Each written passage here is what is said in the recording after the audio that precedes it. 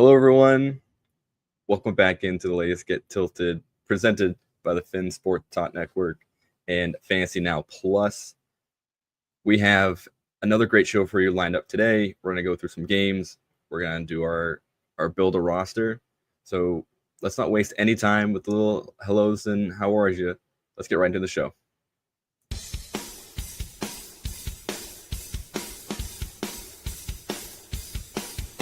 You're listening to Get Tilted, only on Fantasy Now Plus.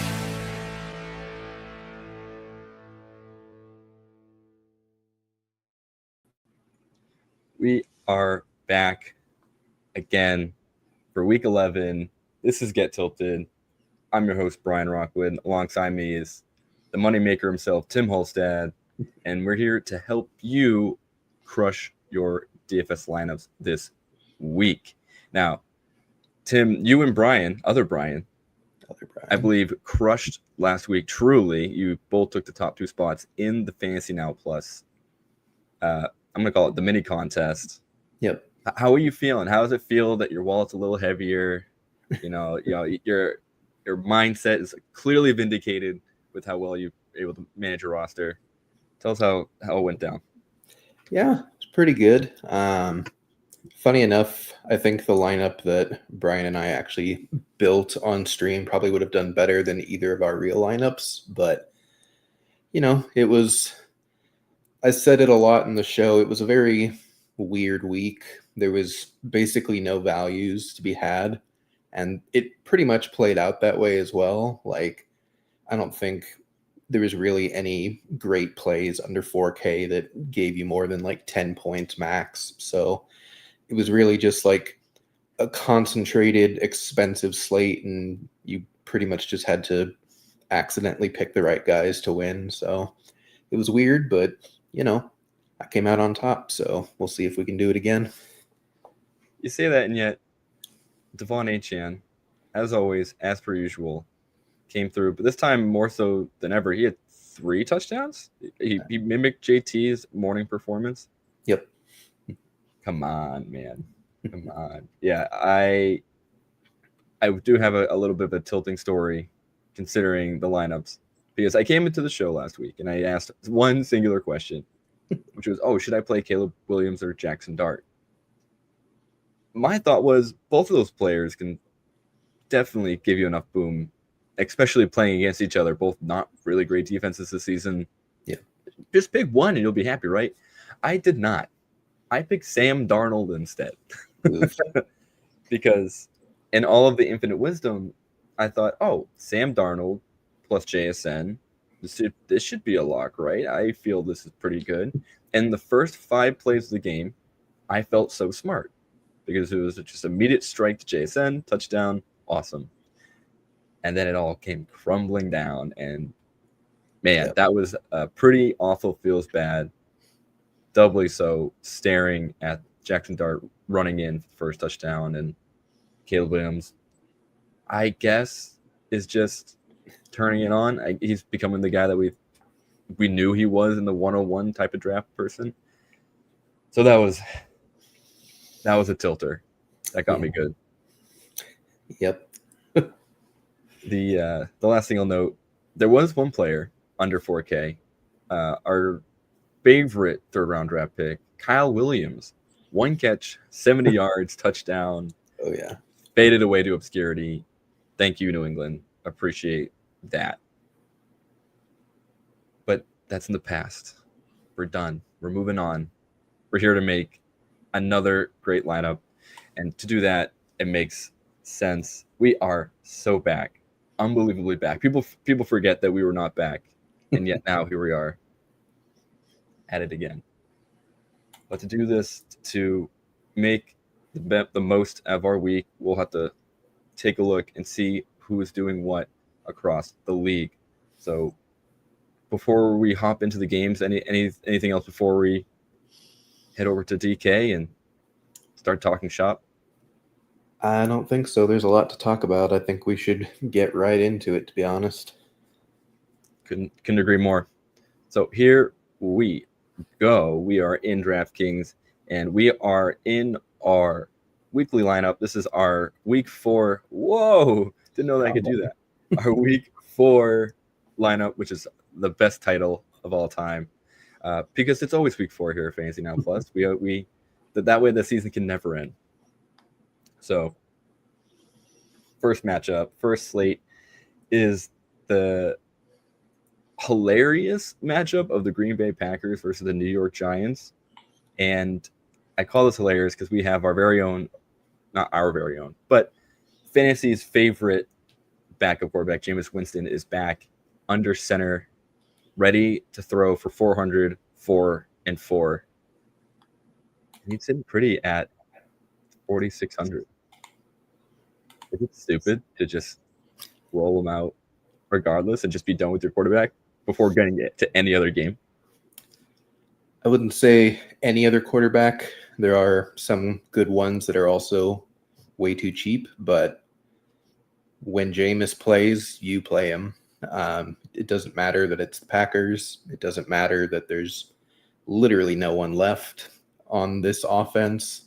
They might be without Darius Slayton again, but it doesn't matter. It's Jameis Winston. He's going to score fantasy points. He basically always does. So I think you can play him unstacked. He is that confident of a play for me.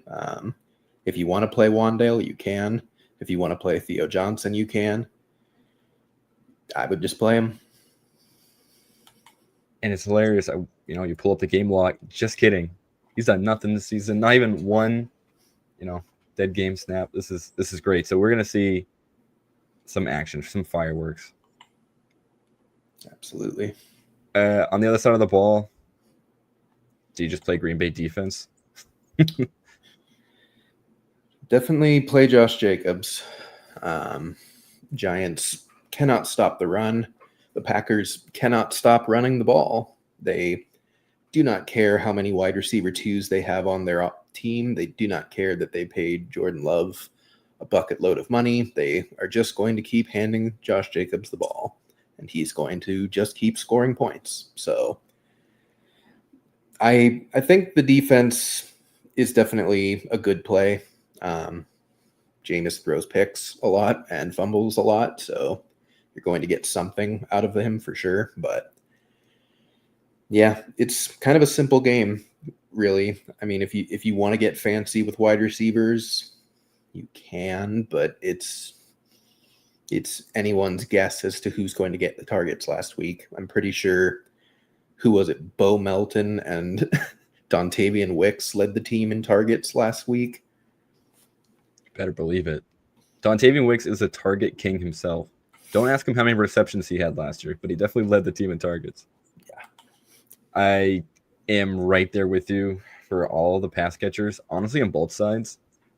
I'm out on all Green Bay receivers. The only thing to me would be watch Christian Watson's health. Yeah. Christian Watson's health. Again, obviously, because that's just what he does. He's made out of glass.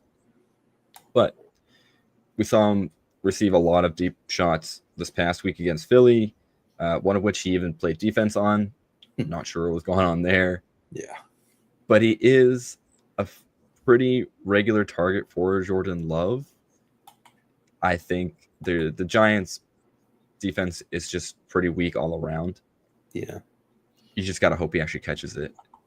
That's and with so few good options in this game and so much better options across the board in the slate. Yeah, I don't think we should really waste time here. I think it's either Wandale or no one else if you're gonna pick a receiver in this game.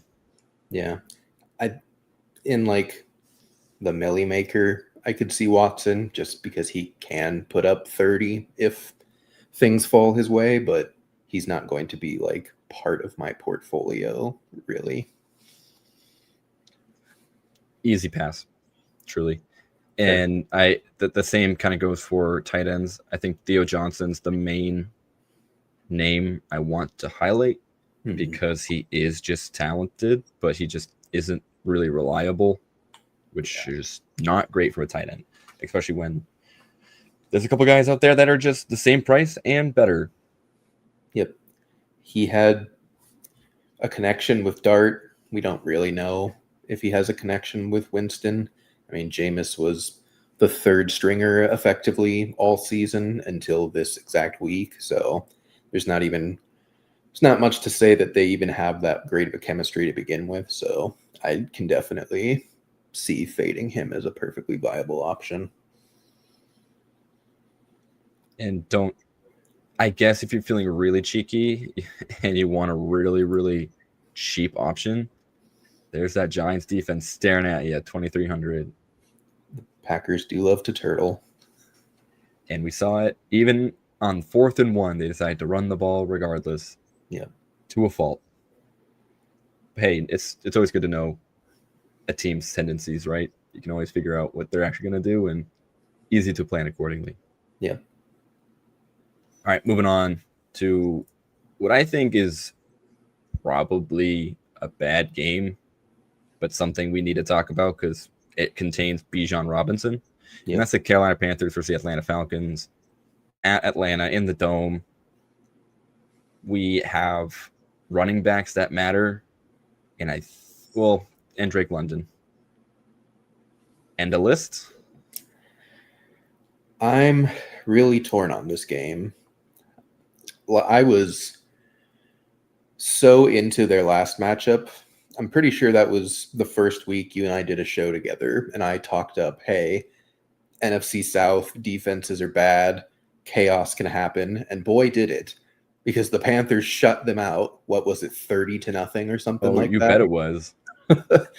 And so obviously we can't say that that's prescriptive, but there is some worry that the Falcons just don't move the ball enough again to really pay off some of these prices. Like, I love Bijan, but he does not get red zone work at all now. It's basically all Tyler Algier, and you can't really play him because that's all he gets is red zone work and some meaningless short third down work in between the 20s. But if it's a week where Penix targets Bijan a lot, then he'll pay off for you. If it's a week where they get behind early and he just starts peppering Drake London, then you're going to be very disappointed that you paid up for Bijan. So on the Falcons side,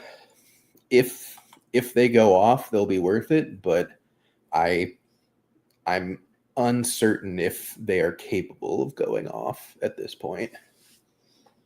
There couldn't be more of a hot and cold team than the Falcons. Yeah. And it's hyper annoying because there's so much talent on this roster. And yet, for some reason, they can't string together games that matter for you. They whether it be for their own sake, right? For the actual franchise, the Atlanta Falcons. And then for us trying to play fantasy, we have one game where they torched the Buffalo Bills. And then the next they just, like you said, they just completely disappear against the Panthers. And then you see a game against the Patriots where Drake London has a 3-touchdown performance. Yep. And then I think, I don't know, last week wasn't really awesome for Bijan. Algier took all the carries, and like you said, in the red zone. Yep. It's just a headache. It's the worst, despite the fact that there's a lot of good stuff going on here. Yep. And then on the Panthers side of things, the Falcons actually have a good defense for once, at least on paper, and with some of the stats that we look at. And you want to play Rico. I mean, their rush defense is the only part of their game that's still weak, but we're also talking about the Panthers, and are they going to score touchdowns? It basically has to be Rico if it happens, because we know pretty much for certain now that Bryce Young is not a starting caliber quarterback. He is the 29th best quarterback in football. He's not going to produce fantasy points for you. He's not going to elevate anyone to produce fantasy points for you. He's just going to snap the ball to Rico Dowdle at this point. And it's not that bad of a strategy if you're the Panthers. Yeah. Because Rico Dowdle is good. Mm-hmm. Still baffles me that he walked away from the Cowboys with no contract. Well done, Cowboys. Yeah. But Rico Dowdle has just been truly one of the better running backs you could potentially roster, especially at his price point. Yep. He is now unfortunately reaching a price where I don't love it, but still cheaper than the main guys and still a matchup, like you said, where he can crush. Yeah, I think he's in play.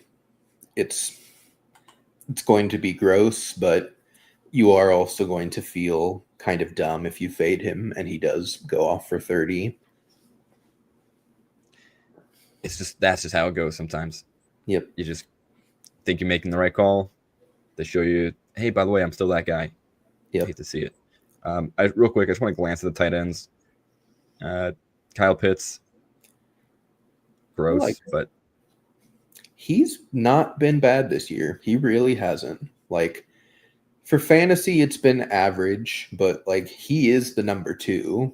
Like, we can very safely say that the Darnell Mooney thing is just not going to be a thing this year. He has been putrid.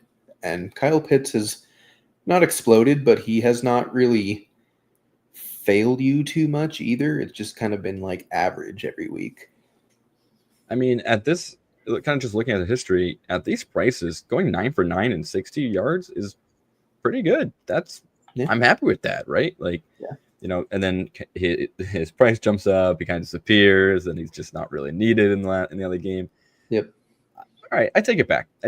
I initially thought Pitts was more gross than he was, but again, PPR format, he's always available. Darnell Mooney, what's going on? Who knows? At least Kyle Pitts is a more, reliable type of target. Okay, I can see the vision. Jatavian Sanders, does he play football? I feel like barely. His quarterback is Bryce Young, so I would say no. Fair enough. End of discussion there, unfortunately. Yeah, like we didn't mention Tet, and that's for a good reason. Yeah. You can't play him. You just can't. Very, very last name I want to mention is Jalen Coker, only because I'm so sad that he's just not being used at all. Yeah. Like it in the Bryce Young resurgence at the end of last year, this was the guy that really made it happen. Yep. And no love from his QB. So don't be tempted by the bottom barrel price tag. Just stay away from the Panthers, and we'll be all right. All right, hopping forward, Buffalo, Tampa. I like a lot of people here, but it's going to be expensive. Yeah. Mainly Emeka Ibuka, 7,200. Just truly an actual, real, legit, elite wide receiver talent. Worth it if it fits your roster. I'd say yes.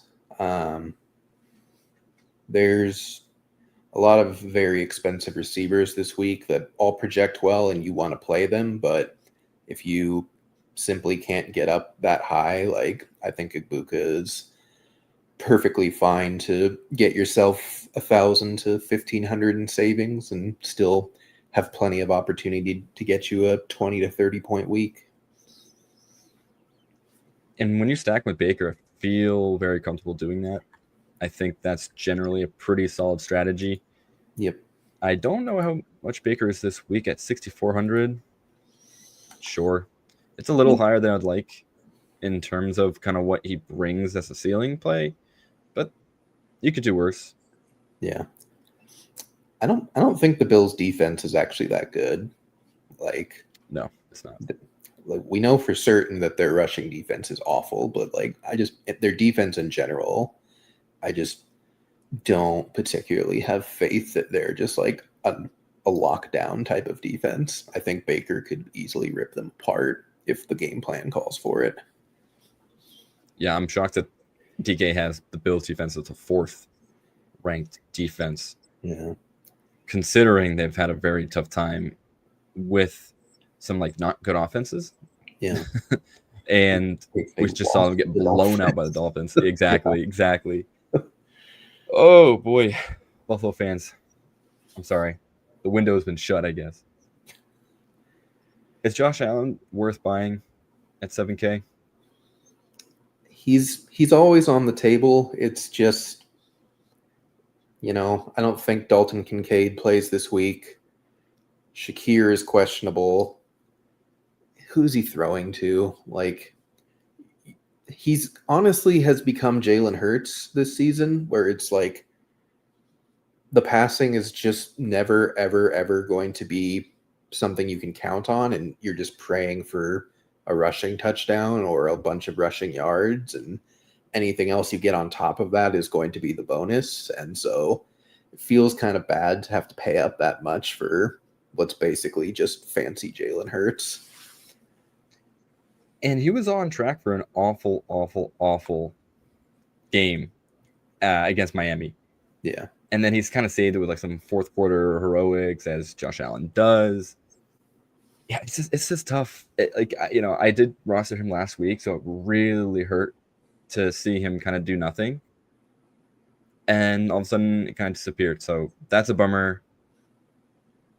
I just don't really think it's worth it to me this year. And as we'll kind of talk about more games, I think there's a lot of underpriced QBs that I'm more rather to roster. Yep. And something that we haven't really touched on yet, because there is not much available again, is that the value is just kind of gone. Like the cheap players, why is this guy so cheap? Like outside of the quarterback position itself, there's not that many players that are under 4,000, 3,800 where I'm just like, yeah, I can easily squeeze 12 points out of this guy. Like savings are kind of at a premium again. Yeah. And yeah, when we get to a couple of the really cheap options, I'm probably going to get too excited to talk about, namely Davis Mills, for a guy who truly doesn't really do much. Yeah. Luckily, being attached to Nico Collins makes that happen. All right, real quick, I do want to pop over to some questions that came through. KPT, lunch pants. I don't know if that's what the whole name is here. Hey guys, looking for advice. 12-man half PPR. I have Dart and Rogers, CMC, Henry, Benson, Rice, London, Tet, Loveland. Any moves to make? Currently 6 and 4. I mean, get a quarterback. Dart will be back most likely after this week. I don't like Rogers. I think Rogers is kind of bad. I would just look on the waiver and see who's there, because I don't know, as a backup, and if Dart is going to continue to run headfirst into defense, it's not going to be a good time. Yeah. Running backs, fine. I'm sure those aren't your only running backs, but seems okay. Wideouts seem good. It all depends on when your trade deadline is and what you can do and what's available, and all the magic that comes with specifically moves like this, where it's a pretty wide open question. Like I would get another tight end, because the Chicago what's it called, schedule is not great towards the end of the season. So just keep that in mind as you're kind of moving forward. Tim, I would sell Tet. I would try and target someone better, package him with someone on your bench. I don't think it gets better for him this season. And even if it does, I don't know if it's meaningfully better. Is 12 points per game really that much different from 9 points per game? Not really. I would look at some of these semi-underperforming, semi-unsexy receivers that have just been good all year. Try and get a Michael Pittman, a Jalen Waddle, try and buy into like Zay Flowers as he enters like one of the easiest wide receiver schedules for the rest of the season. I would try and move Tet for one of them, I would say. But Loveland's a fine stream. You're obviously in the position of streaming tight end if you're mentioning him. So maybe go see if Darren Waller's in free agency and stash him for when he comes back. You can try and upgrade at tight end, but I don't think you're dead in the water if you don't. Yeah, and to your point, I would go check in on the Jordan Addison owner. Yeah. Because the schedule for the Minnesota Vikings is very kind to wide receivers, and even if JJ McCarthy is like very much just a backup quarterback caliber player, I believe they played Dallas. Worth it. Yeah. Just right there. And there is some still learning. They'll get there, JJ McCarthy will get there eventually. He's still like 21 years old. So, a couple more games and hopefully he kind of catches on. But yeah, sell Ted. I think that's a great call. Also, yes, I think you said it before, Tim. Captain Clutch Pants. Took me a second. All right. One other question. Flex 1, PPR, Woody White, Tet Metcalf. Lean Woody versus Titans. I would agree. I personally don't really like. I don't know. I feel bad. DK Metcalf should be better. And like, if you want a more explosive play, sure. But he faces the Bengals. Oh, they are playing the Bengals. Oh, but he got 2 passes last week, and he is notably not a tight end. So if you're a tight end on the Steelers, fire him up. I think I would go Metcalf personally, but I think Woody was close as well. Yeah, I do think Metcalf is probably the one that will help you win your week. I think Woody helps you not lose your week. Yeah, I think that's a good way to put it. Yeah. I just, we're going to talk glowingly about what Davis Mills did last week, but it is also Davis Mills, and he could just pumpkin, even if it is the Titans. And that's why we love him. And that's why I love him and his long, long neck. All right, let's get to one game right before we kind of take a quick break. This is a Chargers versus the Jacksonville Jaguars. I don't know what to do with Jacksonville, so I want to talk about the Chargers because they have way more players first. Herbert at 6,300 seems like a slam dunk. Like we just talked about Baker. Oh, you're welcome, Ripple. You're welcome. Happy to help. I think Herbert is one of those players that would be a little bit better than Baker, just at the price point. Yeah. I think there's not much else to really say. I think this is just one of those games where he can rip it and let Ladd cook. Yep. Yeah, I don't know who to stack him with. It was going to get a little more clear if Gadsden missed, but he was already back at full practice despite the injury, so he's probably playing. If you want to take your shots on which of these guys to play, you can. I would probably choose Gadsden just because it's a more fun and more impactful position to hit if you hit with Gadsden compared to any of the receivers, but I don't think Ladd is a bad play, even if all 4 of them are healthy, but it's definitely a sketchier play than it would have been otherwise. But I think Herbert is probably one of my favorite quarterback plays of the slate. I would play him naked, to be honest.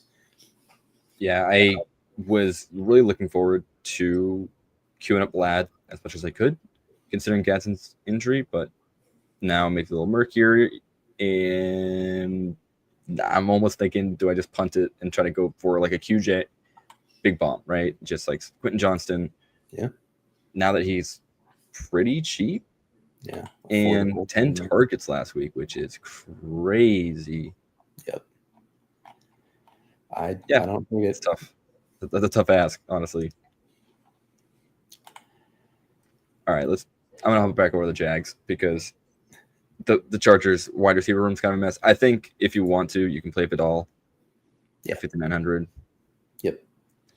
He's just the guy. Yeah, and then on the same page, I don't know if I would play Travis Etienne. You can. It's just not exciting. Yeah, it's if you're going to dip your toes in the quote unquote dead zone of running backs on a Sunday slate, I think both of them are perfectly fine guys to shoot your shot on, but you're praying for touchdowns and you're praying for like one breakaway reception or one breakaway rush to really make it worth your while, but they both have that capability, so it's not a terrible bet either way. Last thing for this game, yeah, you're not playing a Jacksonville tight end, right? I don't think I don't know if I'm Who playing even? a Jacksonville player. Oh, Hunter Long. I forgot that's who they're starting pettiness. I think Brent Wright's still on the IR. He's practicing, but I don't know if they're going to activate him or not. I'd be shocked. Yeah. Yeah. Like the lone Jag I want to play is Parker Washington. Mainly because his price point is pretty nice, and despite a pretty abysmal performance that was against Houston, Yeah. and he still scored 2 touchdowns. Like at 4,700 last week, it was pretty nice to see him score a punt return touchdown. Yep. As well as I think it was like a 2-yard touchdown or something. Like something he barely fell in. Doesn't matter. Great for us playing DFS. Yep. Think about it. If at the end of your roster as you're building and you have 5,100 left over, look his way. You won't be horribly disappointed. Hopefully. Yeah. If BTJ plays, are you interested, or are we just not even a little bit? Yeah, not even a little bit. It's just too volatile in a way that it almost feels like it's like a 30-70 success rate. Yeah. I don't know if I don't know if I can keep talking about the yips narrative, but it just keeps happening. The dude just keeps dropping balls that are, they're like NFL receptions, right? Yep. They're not always going to be easy. Yes, they go over across the middle, and like you will get hit sometimes. And Trevor Lawrence is like kind of not great, but you still gotta catch it, man. Like, yeah, it's frustrating. It's a bummer for sure, considering what he did last year. But that's my mini rant on BTJ. I'm pretty out. That's fair. All right, we are going to take a quick ad break, and we will see everybody in about 30 seconds.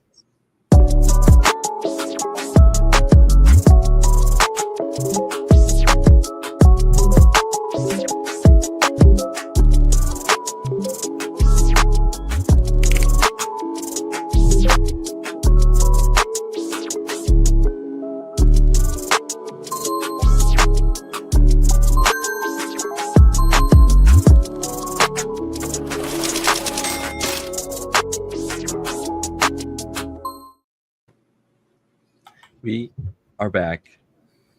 It feels cool to have a little ad. It feels legit. Look at us go, huh? Right. All right.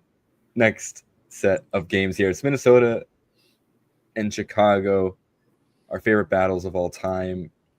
Caleb Williams versus JJ McCarthy. I would like to play some Bears players.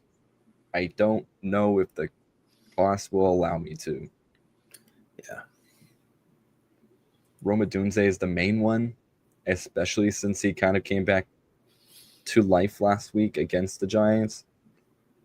There's, a belief in, at least for me, that they'll need him in this type of game because I think the Bears defense is pretty dang bad. Yeah. And even we saw week 1, the JJ McCarthy led Minnesota Vikings were able to make a fourth quarter comeback. Yeah, I think Rome is a guy I want to play, but I don't know if I can. And I might have to settle for DJ Moore, which stinks. If he plays. If he plays. Exactly. Which then, back to what we talked about a couple weeks ago, Lou the Burn time, baby, who may also not play. But it looks like he's practicing. Yeah, he's fine. Moore and Odunze were both questionable, but they keep popping up on Wednesday and Thursday practice reports and then just keep playing. So I'm not sure what is going on there, but I haven't heard anything too negative about either of them. Okay. They're just tired. They're just tuckered out. It's a long season. It's very exhausting having to play on the Bears, so I get it. Yeah, I think Rome is in play. He's, as you said, he's a little pricey, but I don't really trust any of the tertiary options in Chicago. they will hit, but you will never know which week it's going to be, especially against a better defense like Minnesota, where everything is about them blitzing. And let's face it, Caleb is not the best when it comes to making decisions under pressure. So I think it's Rome. I don't think you're going to enjoy it, but I think he definitely still has the potential to get there.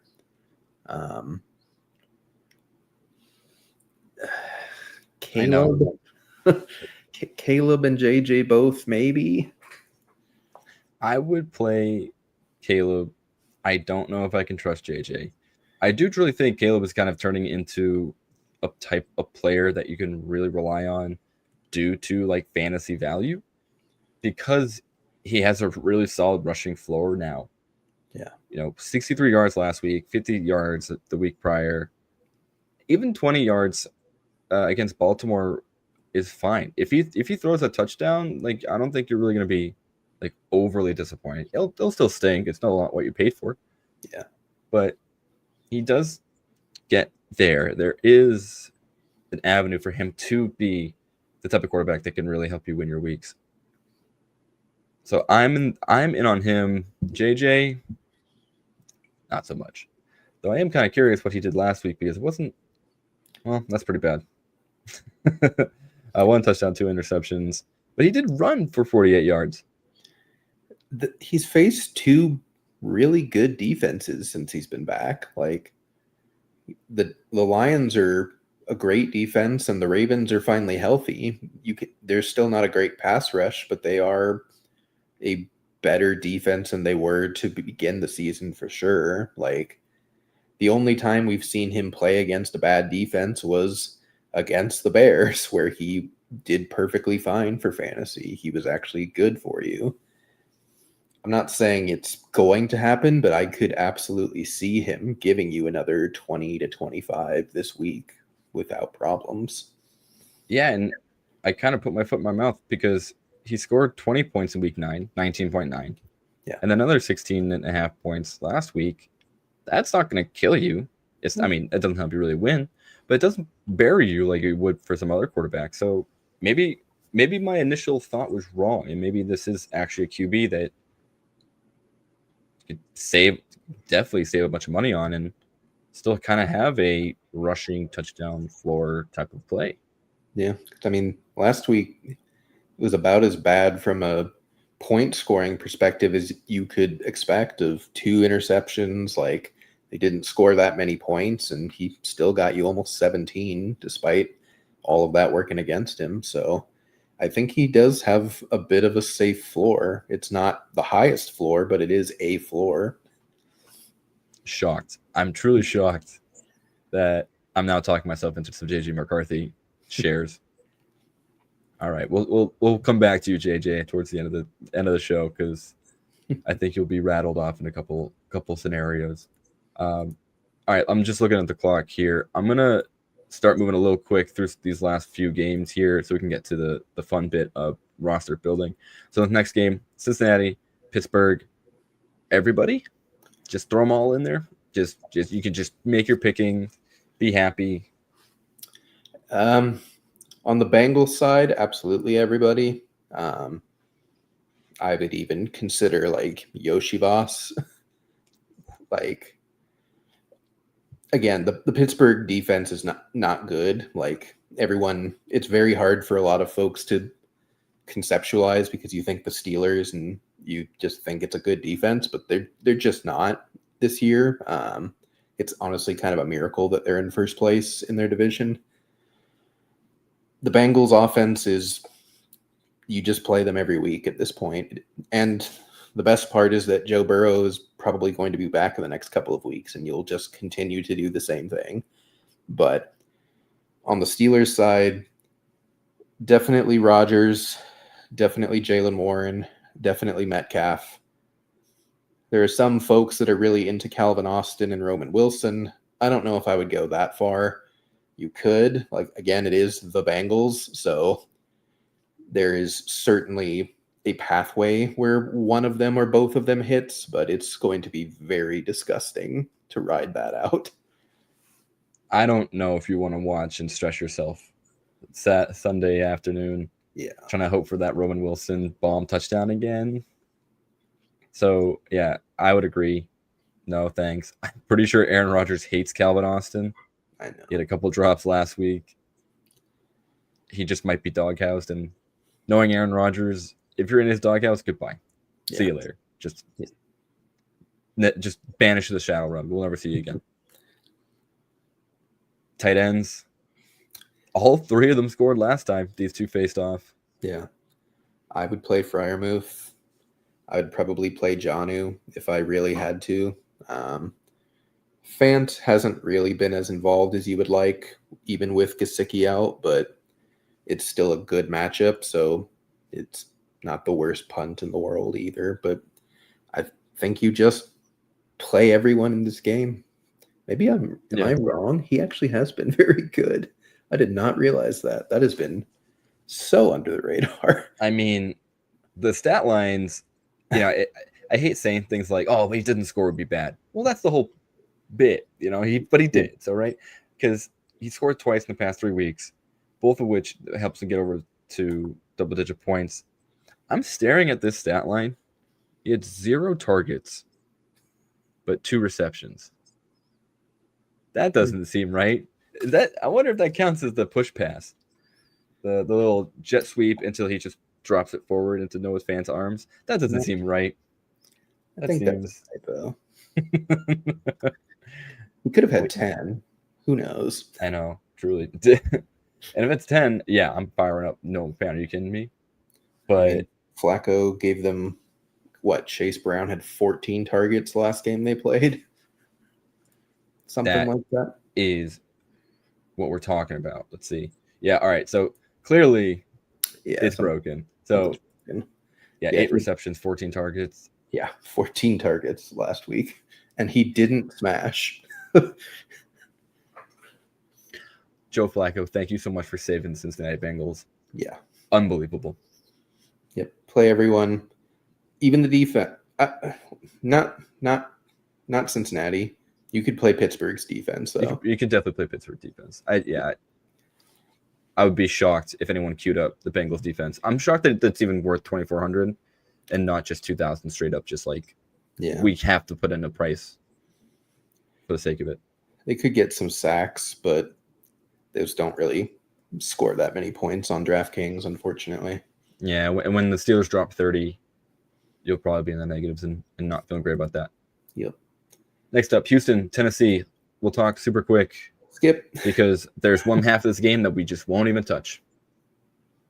Texans team is where we're attacking for sure. Davis Mills, 4,500.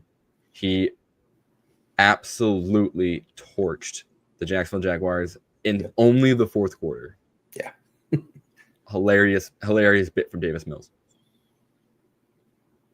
I don't think he scores a rushing touchdown, but I do think we see this kind of stat line similar again, which is totally serviceable. I'll totally be happy with that. Yeah. Running back, like we talked about Woody Marks a little bit earlier. Yeah. Play him. This seems good. This is the matchup you want to play Woody Marks in. I would even be okay playing Nick Chubb. Yeah, this is the one where I'm skeptical about because he had 9 yards a carry last week.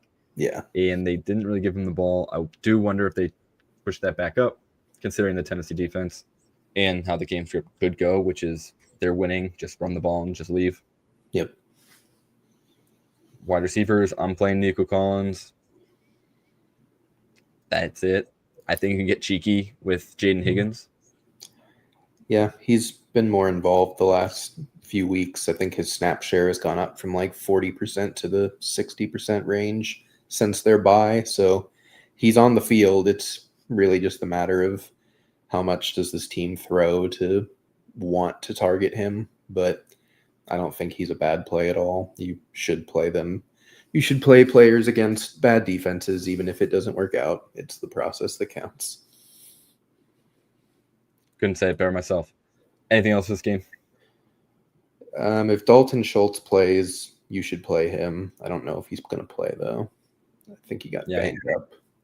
Another guy that's been really quiet and yet somehow just completely smashing every time he gets onto the field, I guess, except for the San Fran game. But yeah, but he was Davis Mills' best friend last week. So if both of them are playing, well, Mills is definitely playing. Stroud's already been ruled out with a concussion. So if Schultz plays, I would play him.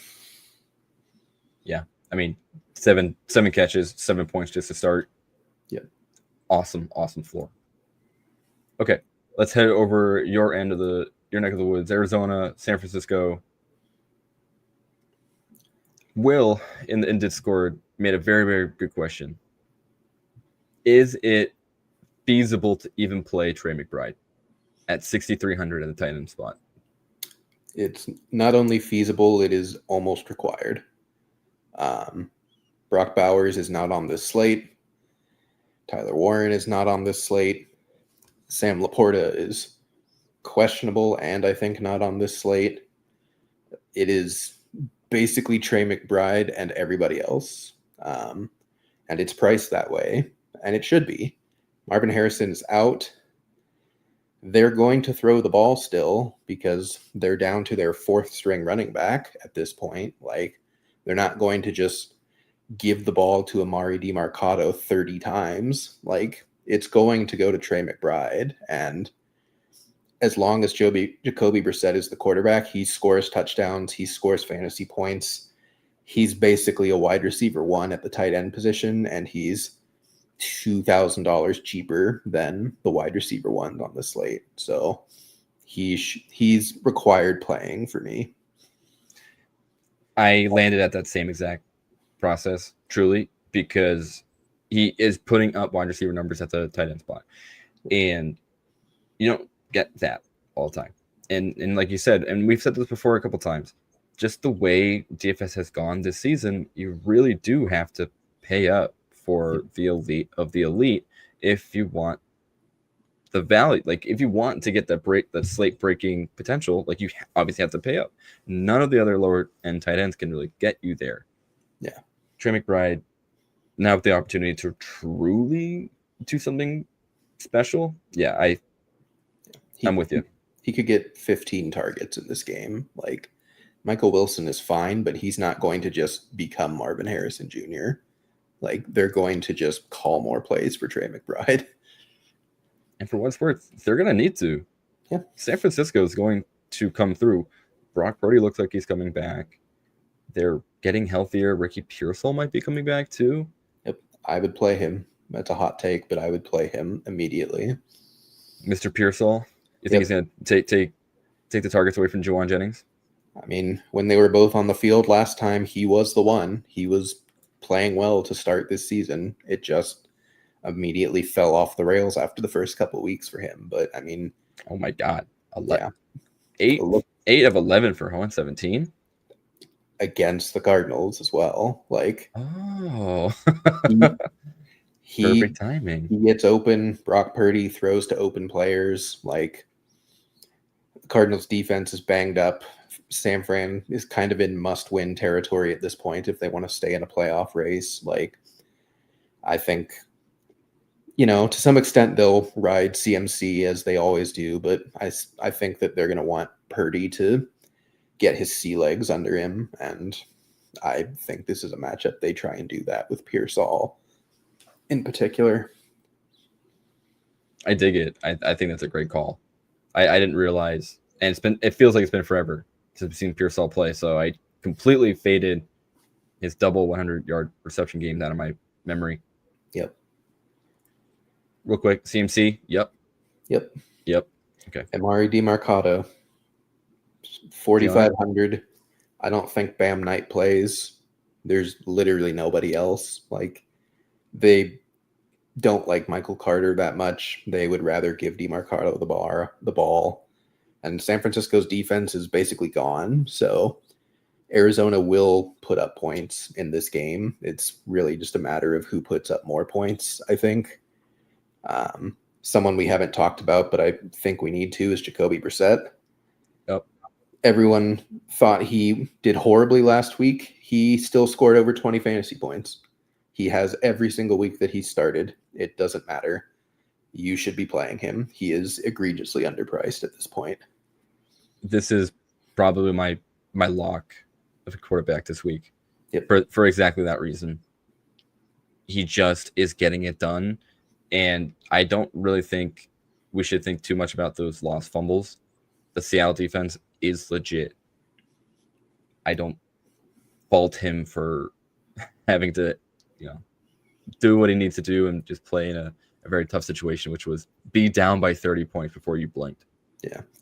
I mean, everyone wants to blame him, but it's one combined second between the two plays from them being incomplete passes, and it was a close game that they scored a lot of points in, but it just happened to not bounce their way twice in the same game. So he's still, I don't remember exactly, but I'm pretty sure he's only thrown one pick as a starter this year, maybe zero even. In the first game as a starter, he threw a pick.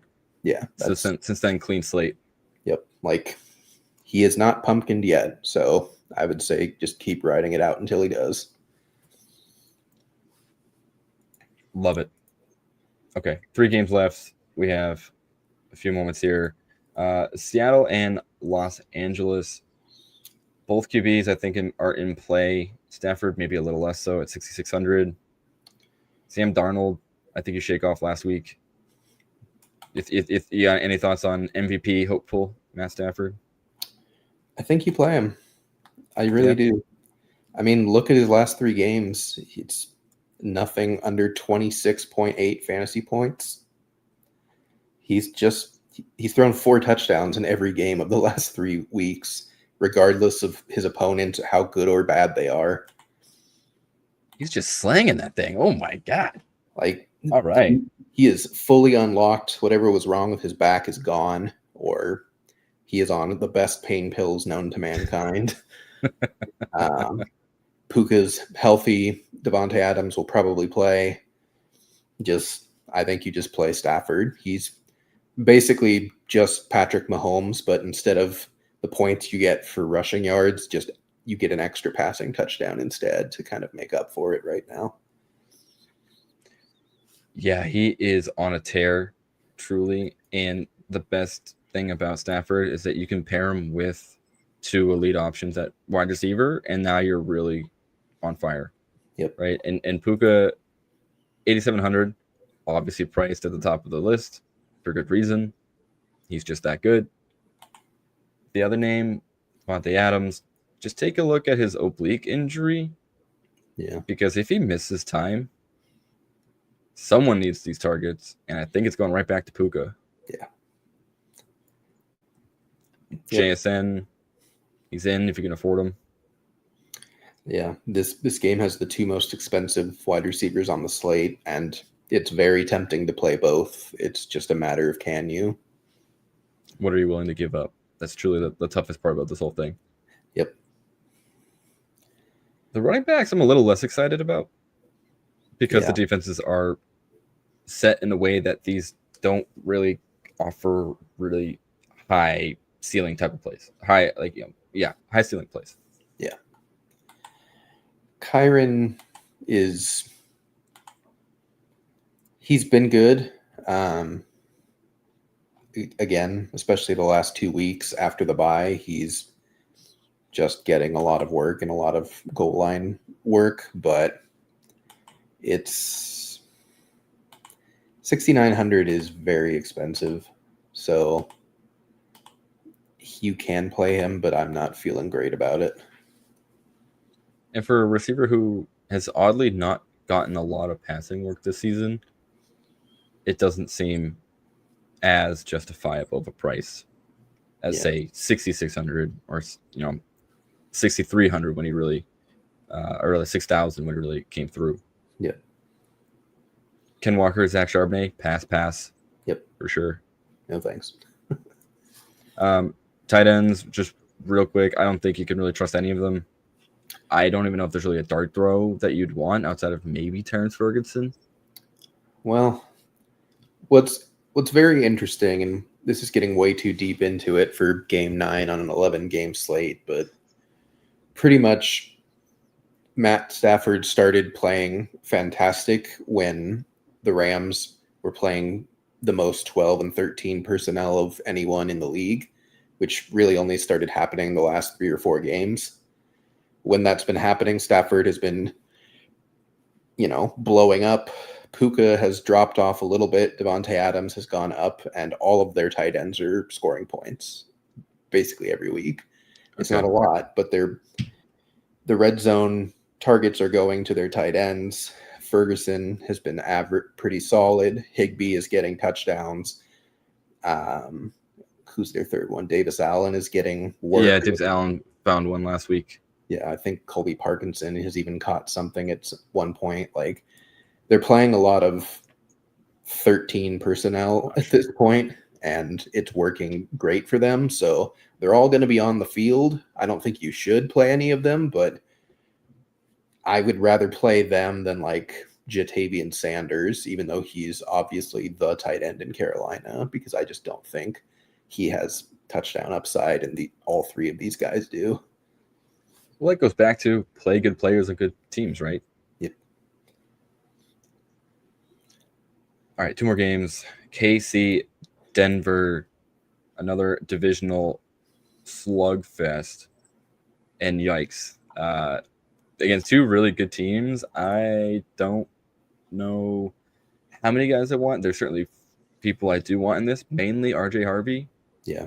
No J.K. Dobbins. RJ Harvey, to me, feels like an absolute slam dunk because he does it all. Yeah.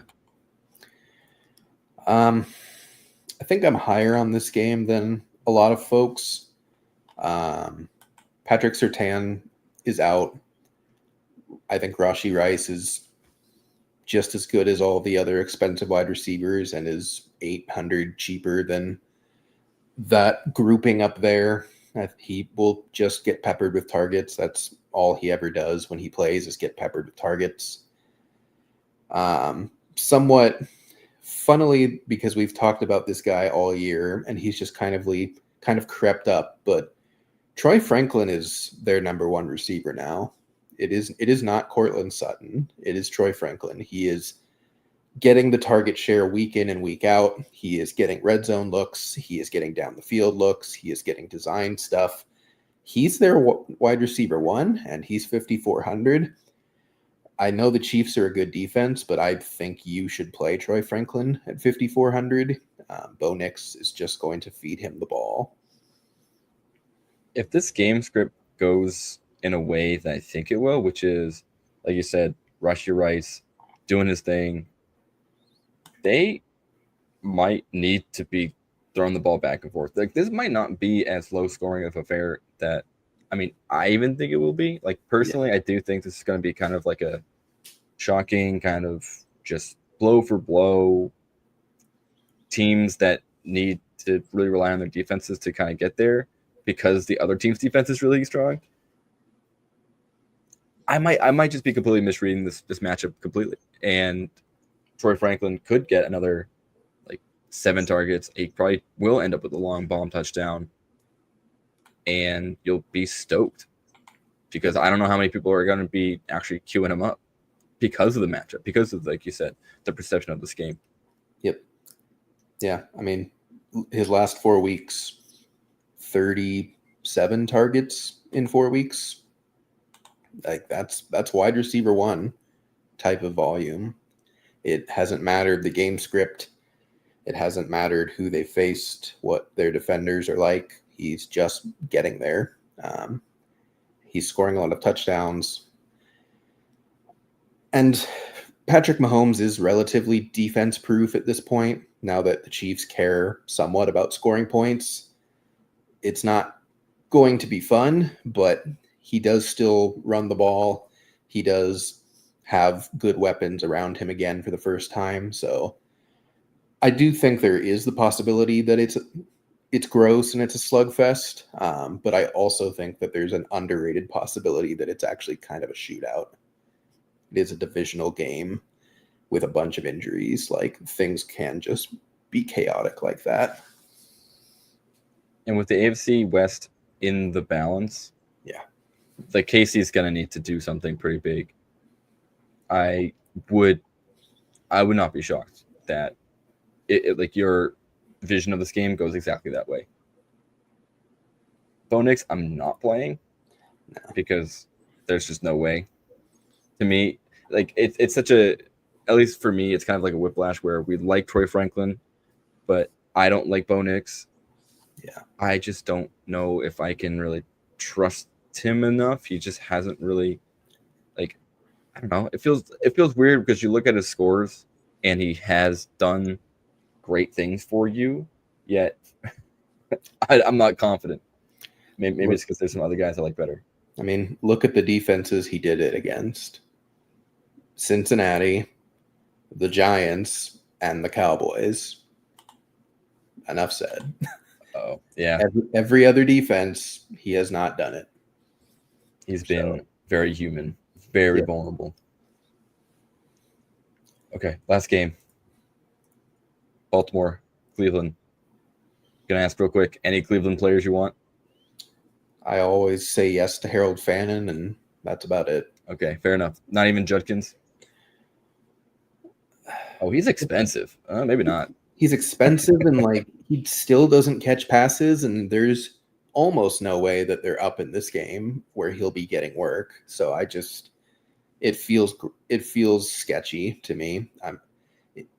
There's one scenario where he works out, and if you want to play into that scenario, I don't say it's the worst play in the world, but like that's the only scenario where it works out. So good luck. Yeah, I played him last week. I really thought that matchup against the Jets was going to be a layup. I was thoroughly disappointed, and really makes me realize the Browns' offense might be broken because they really should have torched the Jets. And Turns out when you have 5 quarterbacks on the roster, you actually have 0 quarterbacks on the roster. Who could have seen this coming? I can't believe it. Lamar Jackson, at 6,900. I'm playing. Yeah, play him. I think he was quote unquote disappointing last week, but not. I mean, from a football standpoint, he was totally fine. Didn't really need to do crazy stuff. Yeah. For fantasy, sure, it's disappointing, but it's Lamar Jackson. I don't think you can count him out too long. He can just throw for 4 to 5 touchdowns any given week, even if he doesn't run. And they have to win.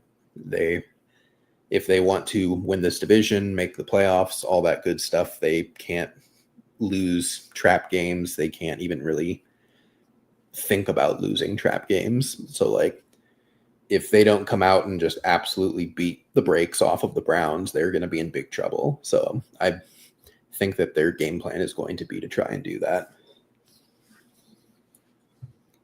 I believe it. And in tow, Zay Flowers in. Yep. Zay Flowers, if you want to take a random shot on Bateman, I think he's perfectly playable. I think Jerry Jeudy is playable, as gross as it sounds. And he was great last week. He once again became the target leader. Especially with Fannin like somewhat banged up and Njoku back healthy, I think Jeudy has kind of gone back to being the guy for them. So it won't equate to much. Like even against a bad defense like the Jets, he didn't really break anything, but he will at least get the targets. Get the targets. He'll get the volume. He'll get at least an opportunity once or twice for a long play. At 4,400, that's not. There could be worse options. A wide receiver 1 at 4,400 is pretty nuts. Yeah, and that just goes to show the confidence in the Cleveland Browns offense. Yep. I think that's it. We didn't even talk about Derrick Henry. Sure, if you want to. Yeah. It's like quick price check, 6,600. Maybe.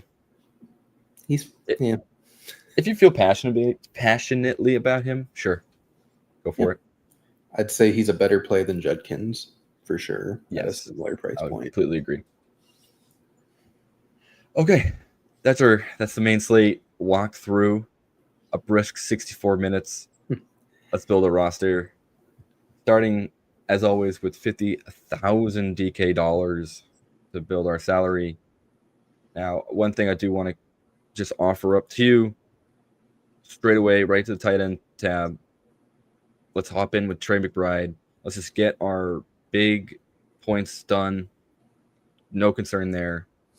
And I'm going to punt it over to the QB. And once again, I would lean towards playing Brissett here to counteract the price of McBride. Yep.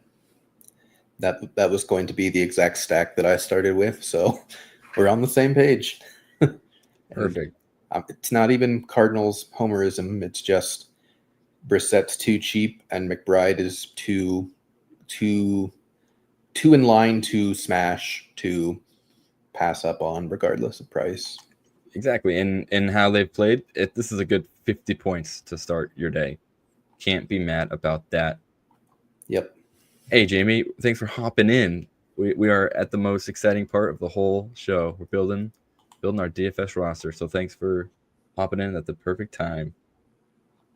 We have started with our onesies positions here. So let's hop into the running backs. Now, I am tempted to just once again fire up our boy, Mr. Moneymaker himself, CMC, just to see where we kind of go from here. Kicking off with like kind of a 9K price tag. Yeah. I'm leaning towards going pretty low here to scroll down. There's the option to really believe in the Cardinals. We do not have to, but DeMarcado is 4,500. I like it. There's also Woody Marks, who I think is good at 5,400. At that same price, I'm curious if you prefer Woody Marks over RJ Harvey. Same exact price. Now we're talking. See, that's the thing. Now we're talking about the defenses, where it's like the Titans clearly are a worse defense than the Chiefs. Like I don't think anyone's gonna debate you on that. But the talent of RJ Harvey is a little more exciting. It's laid out perfectly, and that scares me because Sean Payton absolutely loves to ignore that and just play Tyler Bidet on 40% of snaps. Oh, I know. Like, that is so going to happen. I can just feel it. Which is going to break so many hearts. It's going to hurt so bad. It is. Something else I want to bring up. Again, I don't know if we play him, but Sean Tucker against that Bills rushing defense, they don't seem particularly enthused with Rachaad White. He has been pretty mediocre, as he is pretty mediocre.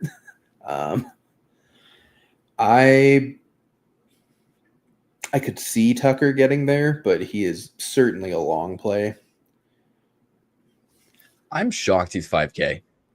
Yeah. I keep checking the Rachaad White descriptions to make sure he's not injured, because I think there's almost not like an unwarranted amount of hype around Sean Tucker, but he had a few good runs against the Patriots, and I guess now we're all very excited about his opportunity to take over that role. I don't see it as much. That's fair. Just because that's just how the Bucs have always been. That it's just Rachaad White is way more trusted, way more of a sure thing. So this is the part where it's really tricky. I'm actually thinking we just kick it over to Emari Demercado for now. See where we go, because you're absolutely right. A running back that will have the bulk of the reps at that price is going to be helpful for us to get an advantage. Other, and if he gets us 10 points, awesome. Done. Yeah. If he falls forward into the end zone, all right, we'll call it a day. I'm pretty stoked about that. Yeah. I mean, right now, shockingly, all we've done so far is build a Niners Cardinals mega stack. We love the NFC West in this house. Absolutely. Wide receivers, looking at kind of how our price tags will go, I am worried that we're going to keep playing Ricky Pearsall and we're just going to stick with the whole stack again. Probably not. But we'd have to really believe this is a shootout. This is a tricky one because now I'm looking at guys like Tez Johnson, who did score twice last week. Yeah. Who is a genuine wide receiver 2 for this offense against a Bills defense that is pretty weakish, I should say. Do you think it's worth, again, kind of going cheaper here on one of our first wideouts?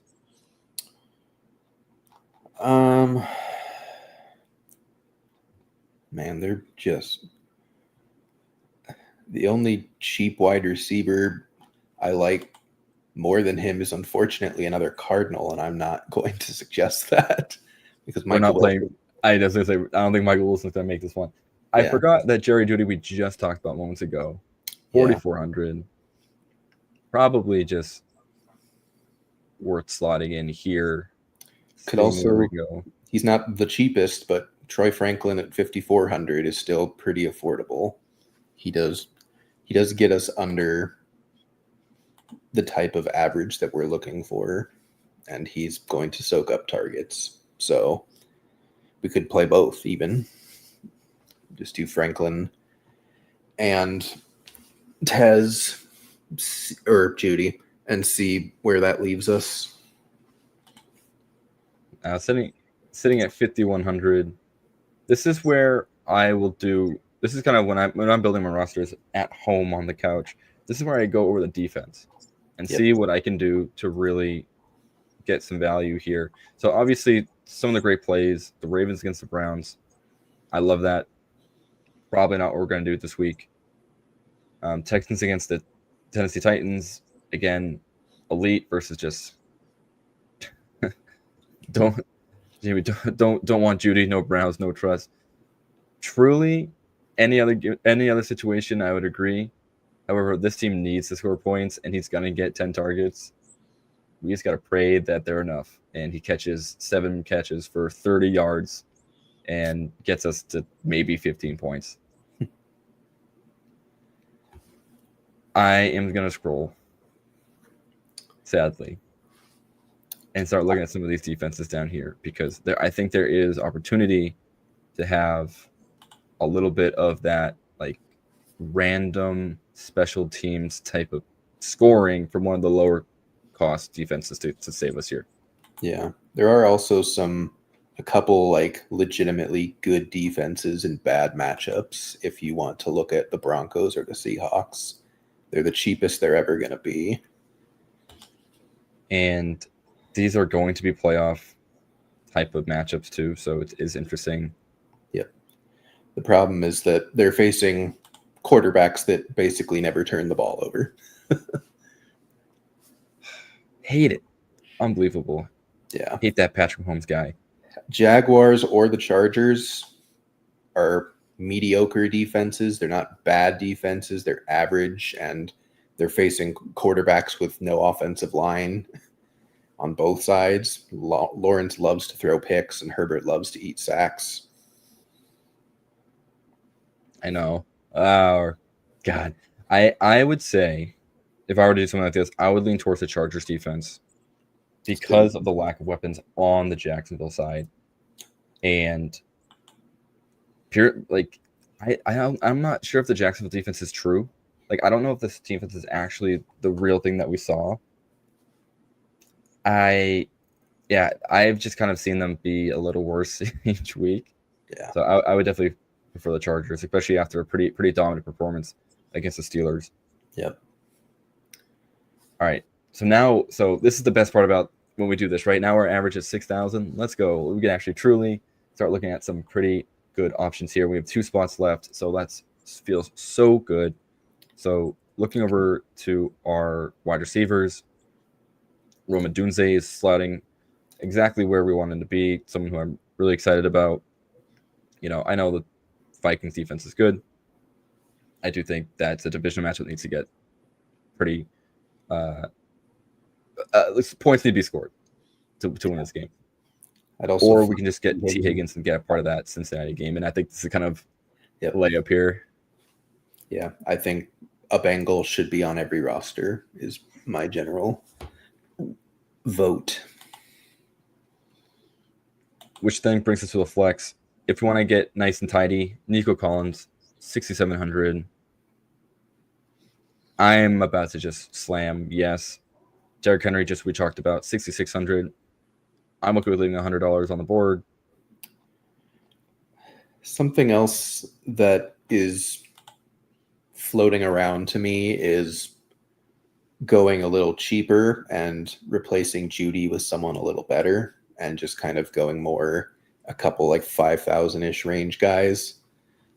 I just kind of like that range better. And Judy is a target play, but he is a disgusting target play for a reason. Like he had like his optimal outcome last week and he didn't even hit 20 points. And maybe that should have been the red flag all along.